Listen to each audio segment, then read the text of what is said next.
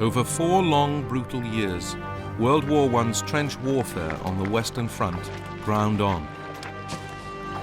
But to the east, a remarkably different war was fought. A war of movement, of dramatic gains and losses, of huge armies on the march, of terrain which required everything from camels to skis. In this war, one great empire, Austria-Hungary, was destroyed. A second, Russia, was captured by revolution, its royal family murdered. The war on the Eastern Front would reshape the map of Europe forever. Now it can be seen as it really happened, in color.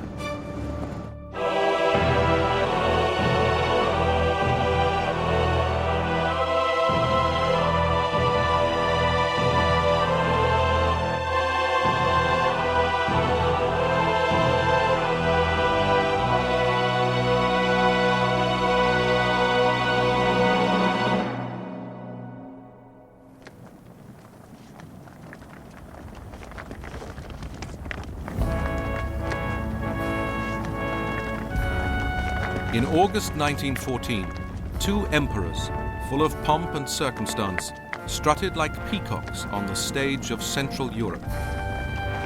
The first was Kaiser Wilhelm of Germany, whose own grand ambitions were matched by the ambitions of his nation's ruling classes. The Kaiser was very, very highly strung. He was given to hysterical outbursts about things and lived in a fantasy world. But then, you know, frankly, the whole of the country lived in a fantasy world in 1914. The second emperor was Wilhelm's ally, Emperor Franz Joseph of Austria-Hungary, a deeply reactionary autocrat presiding over a court crumbling from intrigue and division. These 2 emperors of the Central Powers were opposed on the Eastern Front by a third emperor, Tsar Nicholas II of Russia.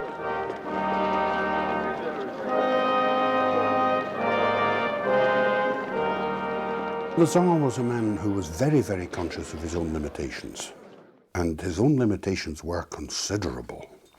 And he was not somebody like the Kaiser who would get hysterical at all. He was much happier living the life of some kind of country gentleman. He certainly wasn't a warmonger at all.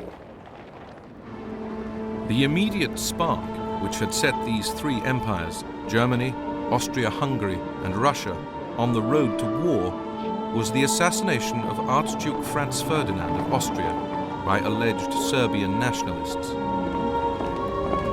When war broke out in August 1914, the Eastern Front campaign moved swiftly. Austrian troops invaded Serbia. Russia, Serbia's ally, invaded both Germany and Austria. The Austrians quickly retreated before the Russians, losing key fortress towns. For the ordinary Austrian soldier, it was demoralizing. The march seemed endless, and we became too tired for anything except swearing. Some cursed the cow that produced the calf, that bore the hide, that formed the leather of which their pecks were made. Others swore that if they had only known what was in store for them, wild horses would not have pulled them away from home. While the Russian army smashed the Austrians, it came badly unstuck against the Germans. In late August, at the Battle of Tannenberg, 50,000 Russians were killed or wounded, 100,000 taken prisoner. One British observer noted, "The sight of thousands of Russians driven into 2 huge lakes and swamps to drown was ghastly, and the shrieks and cries of dying men and horses will not be forgotten." The German victory made the reputation of its 2 architects, Generals Paul von Hindenburg and Erich von Ludendorff, who became idolized as the nation's saviors. Every single day of the war, Hindenburg was having his portrait painted. What he was a great avuncular, dignified old boy who stood for certain solid German virtues, and he had them too. Now, Ludendorff was obviously a very good technician, but the trouble with Ludendorff was that he got affected by megalomania. The early battles on the Eastern Front persuaded Hindenburg and Ludendorff that the Russian army would be easy meat. Ludendorff began to dream of a great German empire to the east. But British observers had noted the strength of the Russian fighting spirit. Individually, the Russian soldier is the finest soldier in the world. He puts up with cold and hunger and suffers hardships without a word of complaint. But in taking on both Germany and Austria, the Tsar was asking much of his soldiers. To fight on two major fronts was going to test the Russian army in the extreme, not least because of the logistical problems of getting materiel, soldiers, equipment, horses, food and fodder to the front. In late September 1914, the Germans, brimming with confidence that the Russian army would roll over, invaded Poland, which was part of Russia's empire. It looks very tempting to attack Poland, which after all juts out far into German territory, and if you attack the Russians from the north and the south, then you might catch a lot of them in the bag in the middle. And that is the essential strategy of the Germans in the last few weeks of 1914 in the east. But the German army had been weakened by the demands of the Western Front, and the Russians now hurried to reinforce the Polish capital, Warsaw. Hindenburg and Ludendorff ordered their troops to race to the river Vistula, which they needed to cross to get to the Polish capital. The strain to which our troops were subjected during the advance was enormous. The roads were mere mud and the weather was bad. In spite of this, very long marches of 30 kilometers and more had to be accomplished if the enemy was to be caught. The Germans crossed the Vistula on the 9th of October and closed in on Warsaw.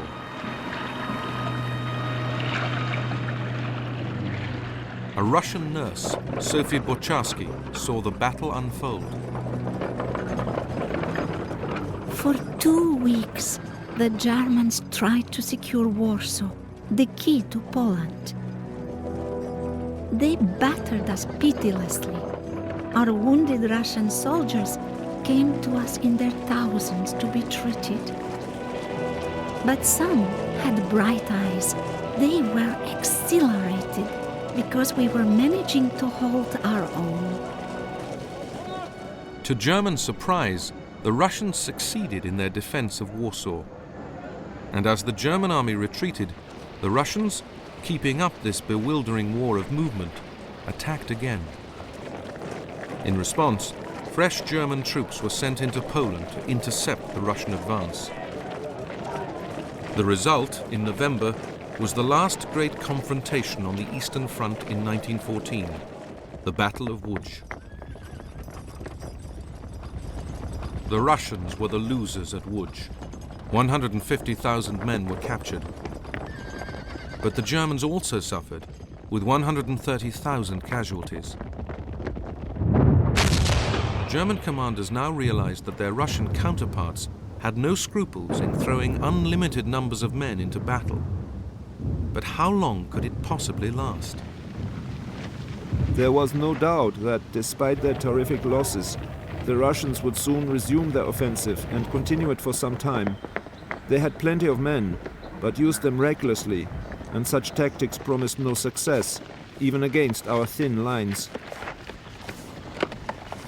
By the end of 1914, a staggering 1.8 million Russians had been killed, wounded, or taken prisoner.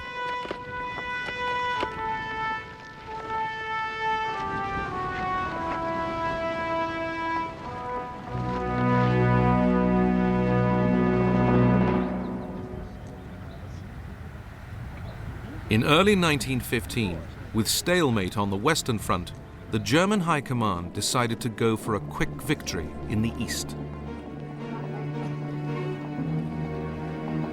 The Austrian army was to support the German offensive by launching an attack on the Russians in the Carpathian Mountains. It became a terrible grind for the Austrian soldiers as they got bogged down in the cold and the deep snow. The fighting in the Carpathians, thanks to the difficulties of the ground and the severity of the season, demanded the greatest effort and suffering of which our army was ever capable.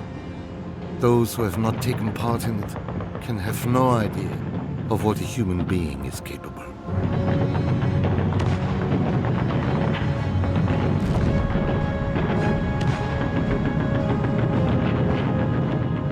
After 2 weeks, the Russians halted the Austrian attack. But despite this success, the Russian commander in the Carpathians, General Alexei Brusilov, who would become the key Russian general of the war, knew that the terrible casualties of the early months were taking their toll. The men sent to replace casualties generally knew nothing except how to march. Many could not even load their rifles, and as for their shooting, the less said about it, the better. Such people could not really be considered soldiers at all. Time after time, I asked my men in the trenches why we were at war. The inevitable senseless answer was that a certain Archduke and his wife had been murdered, and that consequently the Austrians had tried to humiliate the Serbians. Why Germany should want to make war on us because of these Serbians, no one could say. A new breed of more questioning Russian officer began to emerge.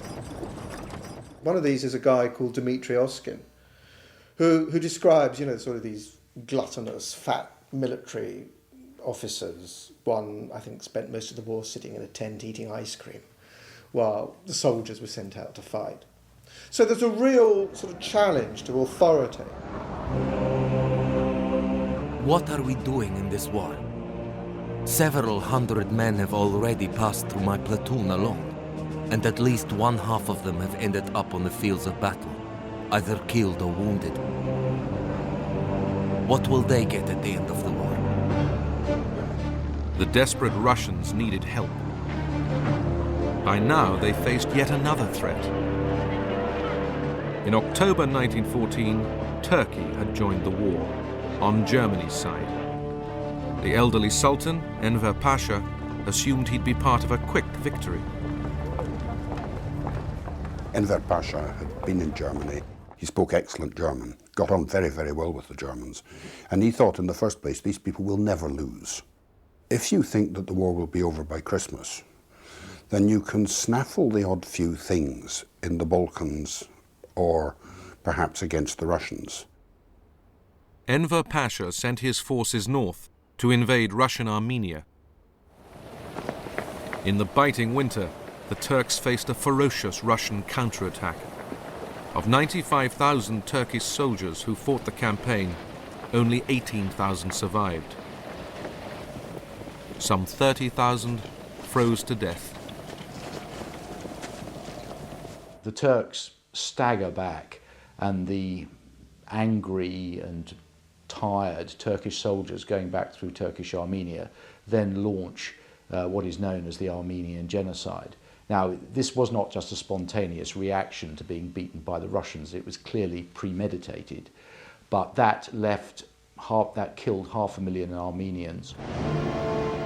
The initial Turkish invasion had prompted Russia to appeal to her allies, Britain and France, to do something to remove the threat from Turkey. At the same time, Winston Churchill, First Lord of the Admiralty, was planning an Allied expedition to the Dardanelles. His great dream was that the war could be won by attacking Germany and its allies at their weakest point.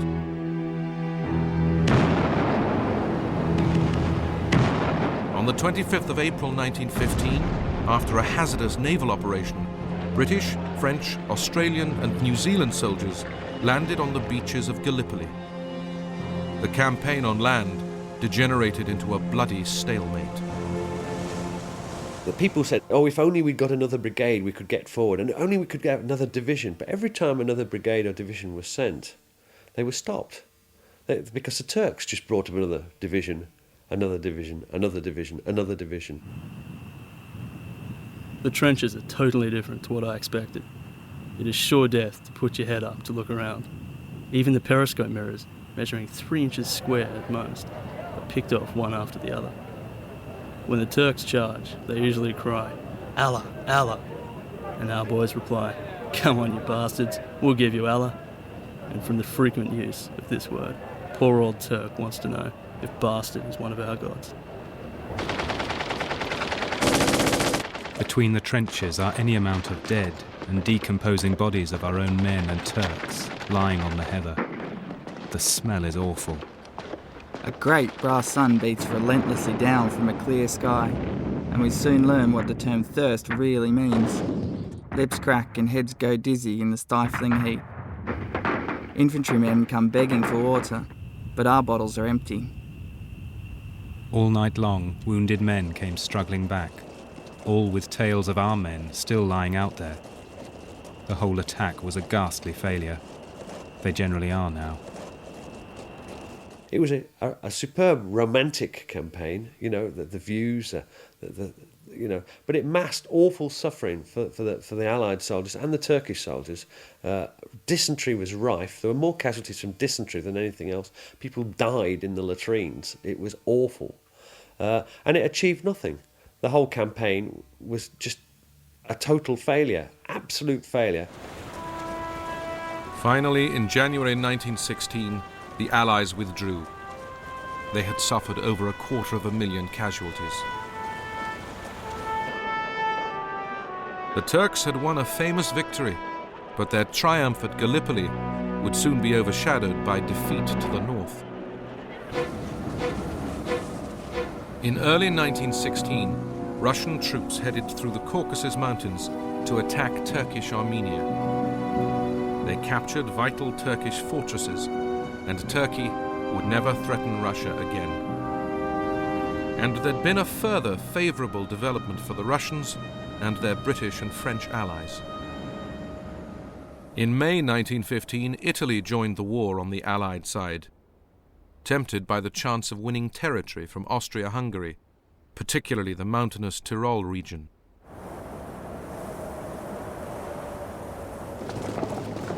Italian soldiers headed north.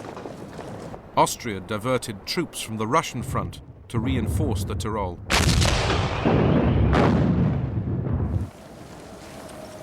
The First War on Skis unfolded. The fighting on the Italian front was particularly harsh because everywhere the Austrians had their positions in the mountains.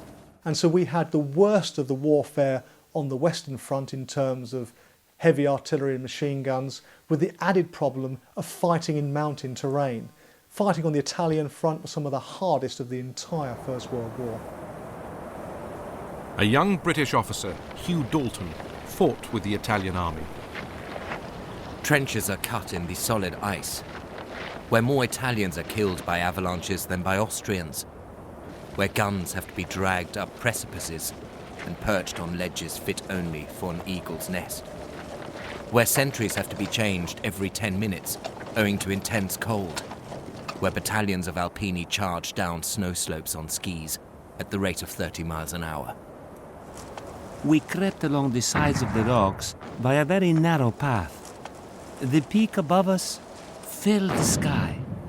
Below us, the spacious, smooth, and almost vertical meadows seemed waiting for someone to roll down them. Everything froze hard during the night. One's boots, the ink in one's fountain pen, and the lather froze on one's face before one had time to shave. For the next 2.5 years, there was stalemate in the mountains. In the summer of 1915, Germany and Austria once again set their sights on Warsaw, capital of Russian-controlled Poland. 14 divisions amounting to 250,000 men headed east. May 1915 Austrian offensive in the Carpathians had cost the Russians 100,000 casualties. Now, through June and July, Russian losses in the face of the German and Austrian advance would rise and rise. In May, the Russians lost another 400,000 killed, wounded and prisoners, and by June 1915 their war losses as a whole up to that time were a staggering 3.8 million. Fortress towns that had been fought over again and again lay in ruins. The people of Warsaw awaited their fate. Warsaw is doomed, but always there seemed a little hope. Short of a miracle, there's no hope now, however. The Germans will clatter through the streets with all the pride of victory. The only question is, how long before they come? Not days, hours, I think. The next day, August the 5th, 1915, the German army strutted through Warsaw. It was exactly 1 year into the war, and German commanders could begin to believe they had won. The Russians really would roll over. They were wrong. There were 2 years of bitter fighting ahead on the Eastern Front. But for the moment, the German soldier could relax. He was confident and victorious. His Russian opponent seemed defeated and demoralized. British observers felt it was a decisive moment for the Russian army. For nearly 3 more weeks, we continued to retreat. Each day was alike. Tired men shuffling east. Hungry, homeless peasants praying for food. Wounded men in their thousands. We were all utterly exhausted. We were weary for a rest. We wondered when the great trek east would stop. In response to the defeat, Tsar Nicholas II declared himself supreme commander of Russia's armed forces. The Tsar would soon appoint General Brusilov to be commander of his armies on the Eastern Front. But Brusilov's private verdict on the Tsar was scathing.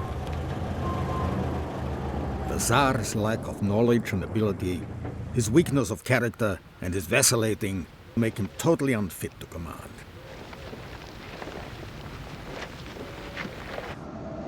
The men were saying with perfect truth, we are being sacrificed for nothing, for we cannot hope to beat them. A complete moral collapse is obviously not far away. Yet Russian soldiers proved to be extraordinarily resilient. In early 1916, the British and French planned their combined offensive for the coming summer on the Western Front. The Russians were to play a vital part in the plan by attacking Germany and Austria in the east to weaken their reserves. General Brusilov would lead the summer offensive. But Brusilov was becoming caught in a conflict of loyalty. He wrote as early as 1914 that he was fighting not for the Tsar but for Russia. And it was as if he sensed that at some moment he might have to choose between the two. Brusilov carefully prepared to attack the Germans and Austrians across a 200-mile front, taking them by surprise with short, sharp, accurate artillery barrages. His first target was the weaker Austrians. On June the 4th, 1916, Brusilov's armies launched their attack. Within days, he was jubilant. I will simply say that by midday on the 6th of June, we had captured 900 officers, more than 40,000 men, and taken 77 guns, 134 machine guns, and 49 trench mortars. By June the 9th, we had captured 1,240 officers, over 71,000 men, 94 guns, 167 machine guns, and a vast quantity of miscellaneous military booty. In the face of the Russian onslaught, Austrian soldiers began to lose their nerve. I did my best to rally the company, but it was hopeless. The men began to run helter-skelter over the fields. The Russian artillery soon discovered us and did its best to see us home.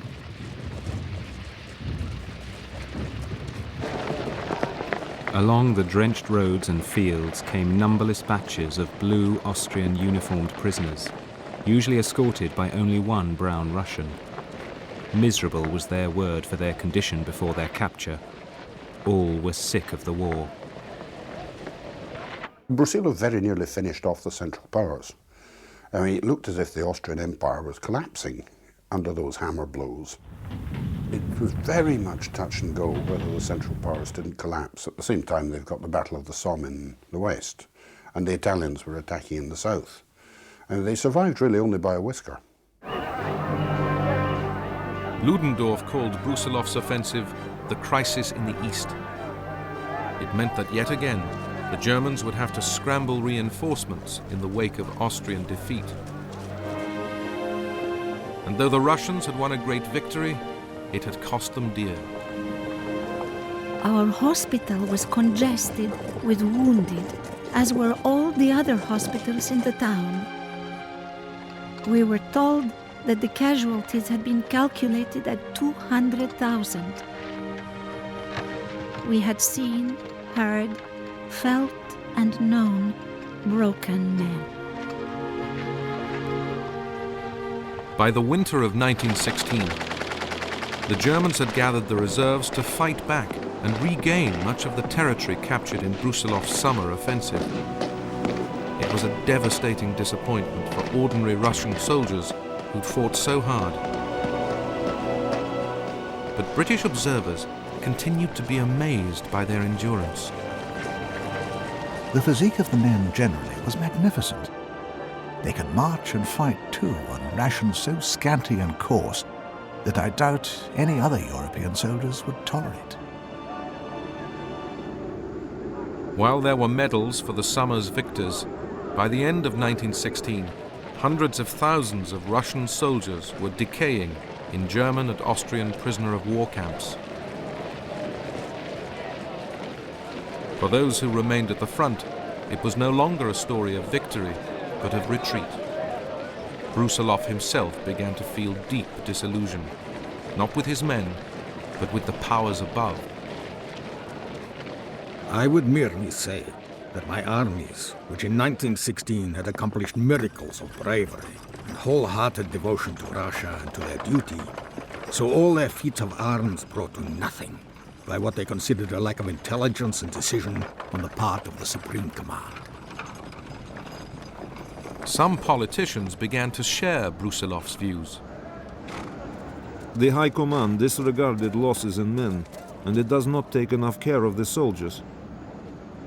The army no longer believes in its leaders. The desperation of the soldiers was spilling over to the civilian population. From all sides came the complaint of a people wearied by the war, disillusioned, lost in what seemed an endless circle of mistakes. Food was growing ever more scarce. The queues outside the bread shops stretched right down the length of the street. It was said in all directions that the merchants and shopkeepers were building up huge profits at the expense of the people. It was whispered that the empress trafficked with Germans. Even the emperor was no longer held in the same awe and reverence.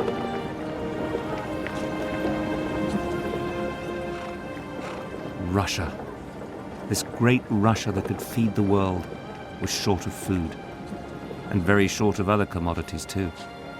There was a scarcity of everything in Russia: food and clothes and boots and petrol and paraffin. We will soon have a famine. I advise you to buy 10 pounds of bread and hide it. In the suburbs of Petrograd, you can see well-dressed women begging on the streets. It is very cold. People have nothing to burn in their stoves. Oh, to hell with it all. How hard has it become to live? Discontent was brewing all over Russia. Strikes became commonplace. People from all sections of society questioned the need for war. By autumn 1916, the bored and restless sailors of the Russian Navy had mutinied twice, in the Baltic and Black Sea fleets. The Tsar and his family were isolated. In every rank of society, it was freely said that the nation and the army were sold by the Empress's minions, and that she aimed at obtaining a regency to replace an emperor whose weaknesses, garrulousness and drunkenness had become a byword. Gossip was rife. It was rumored that the Empress was meddling in affairs of state, under the spell of her secret lover, the sinister guru Rasputin. Everywhere the slander spread and ripened. There was nothing bad or vile enough that was not insinuated. The dark powers behind the throne, German influence at court, the suspicion of a separate treacherous peace, the power of Rasputin, infamous stories about the Empress. In late 1916, they tried to project a positive image of the Empress by showing her working as a nurse in the Winter Palace. But what they didn't realise is that the image of the nurse had changed. And because a whole supply of nurses' uniforms had fallen into the hands of Petrograd's prostitutes, they didn't realise that the pictures they were putting out of the nurse, of the Empress dressed up as a nurse, would have precisely the opposite effect of the one they intended. So here she was, dressed as a nurse, only reinforcing all those rumours about her sexual games with Rasputin. The Tsar responded to the revolutionary threat with more repression. Some of his advisors even began secret negotiations with Germany to end the war, hoping this would preserve the Tsar's position with his people. In February 1917, the Tsar's troops were ordered to shoot at demonstrators in Petrograd. Some, like Fedor Lind, refused. The Cossacks were firing on defenseless and unarmed crowds, striking people with their whips, crushing the fallen with their horses. I jumped to the table and cried out wildly, "Friends, long live the revolution!" As the tensions grew, senior military commanders appealed to the Tsar to step down. Your Imperial Majesty, I am well aware of your profound love for our country. I am sure that to save it, as well as the dynasty, you will consent to the sacrifice the war demands from you. The Tsar tried to return from the front by train to Petrograd. He was diverted by revolutionaries. He knew the time had come. The abdication of the Tsar took place on the 15th of March. We changed from soldiers of the Tsar to soldiers of the Republic quite automatically. No one said a dissenting word. And the soldiers, they accepted the change, just as they would have obeyed an order to stand to attention. A provisional government took over. Soldiers and civilians celebrated. There sounded a short booming peal of the cathedral bell, then another and a third. The pealing grew faster, and soon the bells of all the outlying churches began to ring. The streets filled with people. The doors of many houses stood open. Strangers, weeping, openly embraced each other. Alexander Kerensky, who would later and briefly become Prime Minister, was appointed Minister of War. He made General Brusilov Commander-in-Chief of the Russian army. Together, they hoped to restore national confidence with a new military offensive against their weaker enemy, the Austrians. The attack was launched on the 1st of July 1917, but it was soon clear the troops no longer wanted to fight. After just a week, the generals realized that mutiny was in the offing. When I asked them what they wanted now, they said they did not want to fight anymore, and pleaded to be allowed to go home in order to share out the land their fellow villagers had taken from the landowners and live in freedom. And when I asked them, what will happen to Mother Russia, they replied it was not their job to think about what would become of the state. After 3 years of fighting and suffering, the Russian soldier had finally had enough. It was a war where the advantage had constantly shifted, but in the end it was political, not military collapse, which was deciding it.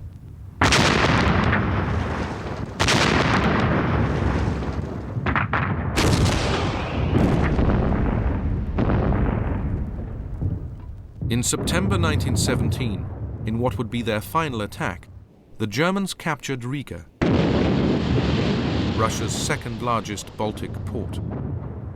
They could now afford to sit back and wait while Russia tore itself apart. Vladimir Ilyich Ulyanov, better known as Lenin, was waiting for his moment to pounce. One wrong move on our part could wreck everything. Events should not be anticipated. Time is on our side.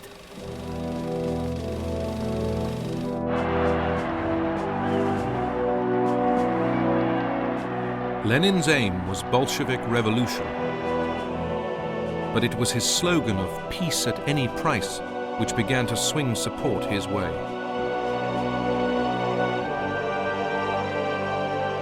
By late 1917, a second provisional government was trying to bring order to Russia. But as Lenin incited his revolution, onlookers could see the country was hurtling into chaos. This is no longer a capital, it is a cesspit. No one works, the streets are filthy, there are piles of stinking rubbish in the courtyards. It hurts me to say how bad things have become. There is a growing idleness and cowardice in the people, all those base criminal instincts which I have fought all my life and which it seems are now destroying Russia. The socialists have sown the wind. Russia is reaping the whirlwind. The economic situation in Russia is such that the words "on the brink of ruin" have become commonplace. Foreign revolutionaries like the American John Reed could see the day coming. On the one side, there was the monarchist press, inciting to bloody repression. On the other, Lenin's great voice roaring, "Insurrection! We cannot wait any longer." Daily, the government seemed to become more helpless.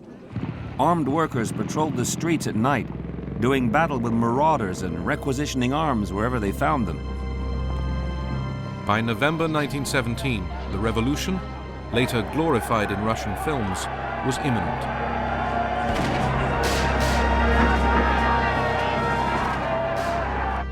The provisional government ordered the battleship Aurora to leave Petrograd harbor. It feared revolutionary sailors would turn the ship's guns on the seat of government. An armored automobile went slowly up and down, sirens screaming. On every corner and every open space, thick groups were clustered. The tides of people flowed endlessly. On the 7th of November, prompted by the Aurora's guns, the revolutionaries stormed the Winter Palace.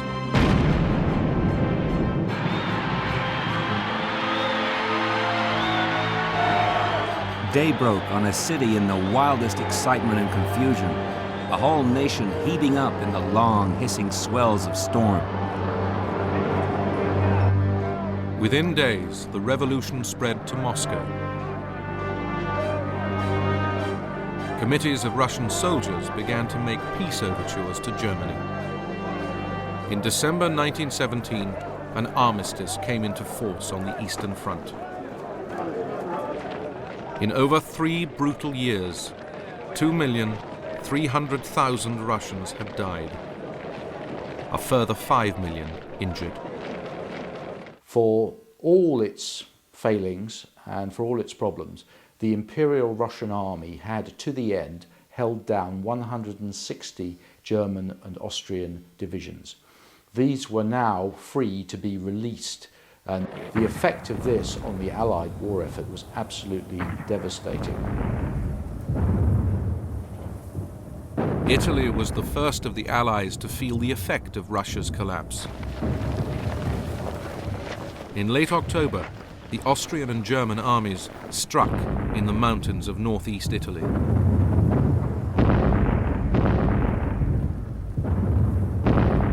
Rumours and denials of rumours came in from the north. On the 27th, the rumours became hard. The German advance to the north was said to be considerable and rapid.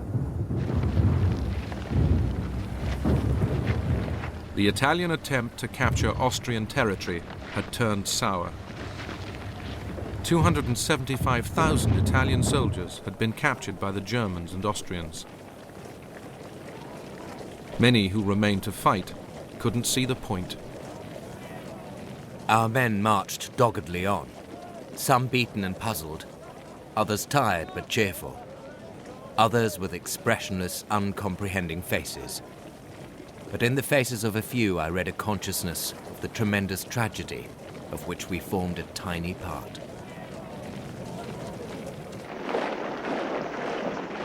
The Italians finally stopped the German advance 15 miles short of Venice. British and French troops had to be sent in to support. By the end of 1917, the outlook for the Allies was bleak everywhere.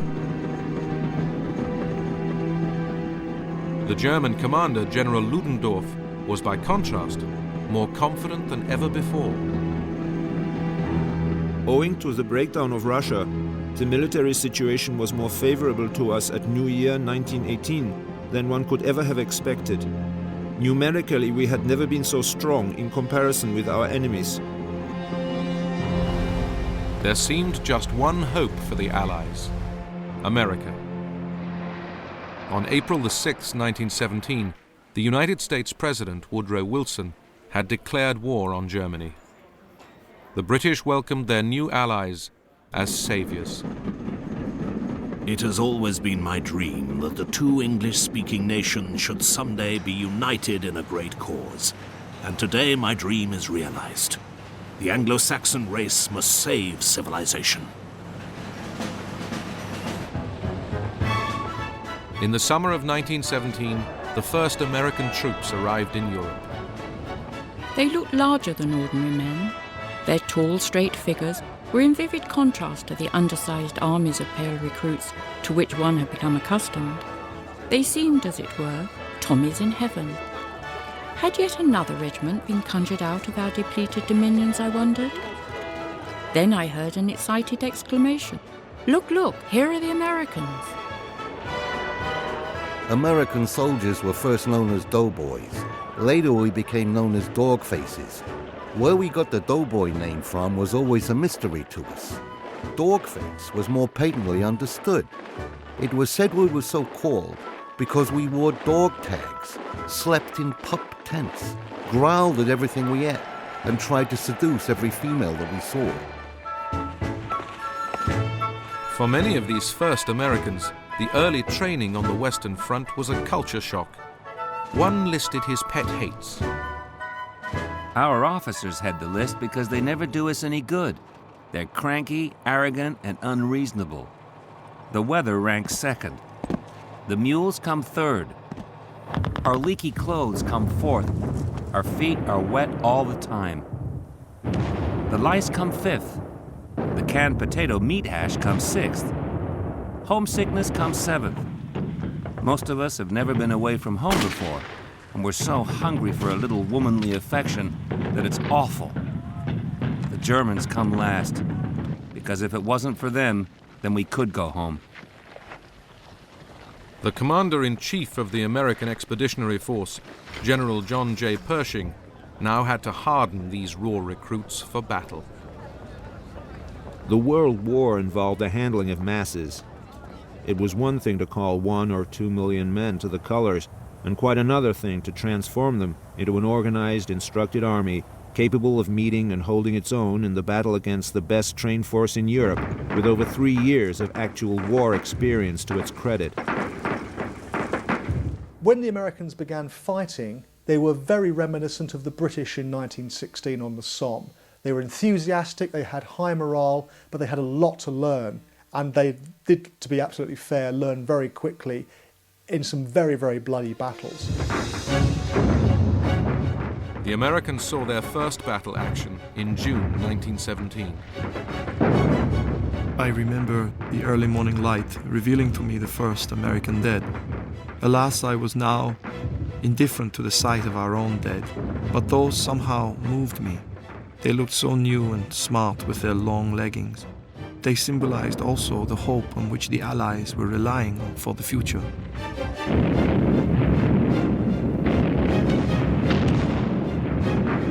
Germany's commanders also realized that in the long term, the Americans could make the difference. The tremendous superabundance of pent-up, untrapped nervous energy which the American troops brought into the fray more than balanced the weakness of their allies, who were utterly exhausted.